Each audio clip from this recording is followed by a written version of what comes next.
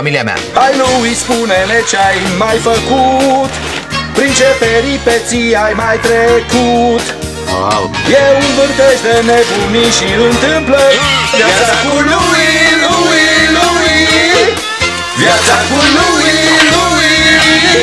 Încântătoare, hazlie, nebună e viața alături de lui. Wow. Viața cu lui. Basket sau gogoș? Uneori nu știi niciodată ce daruri ai primit, câteodată afli întâmplător. Hei, ai văzut noul vânător de noapte? E clasic. Vânătorul de noapte e grozav. Da, e super. Da, te face să te întrebi de ce nu folosesc câinii pe post de detectiv, nu? Nici măcar nu mai cumpăr alte benzi desenate. Ce rost ar mai avea? Vânătorul de noapte e bun la toate. Bravo! Vânătorul e cel mai grozav. Batman îl are pe Robin, Sherlock Holmes pe Watson, iar vânătorul de noapte lucrează singur. Dacă s-ar întrece cu Superman, vânătorul ar câștiga? Tadler, Superman știe să zboare. Mai gândește-te, da? Cade! Lui le-a nimerit pe toate. Care e secretul tău? Coșul e mai mare decât mingea. Ce mare scofală! E ca și cum ai băga o gogoașă în gură. Nu, vezi? Nu e greu deloc.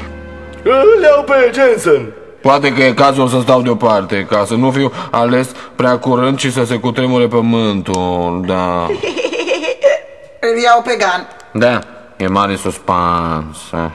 Un cartof, 2 cartofi, 3 cartofi, 4. Îl iau pe Melvin, că lui să nu înscrie niciodată. Haide lui. Aici, lui! Hai, sunt liber! A avut noroc. Aici.